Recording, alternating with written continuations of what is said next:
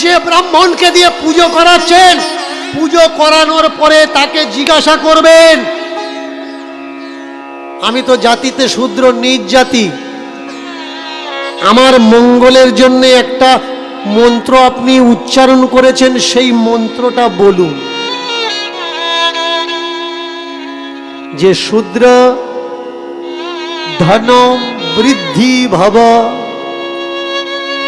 শূদ্র উন্নতি ভব,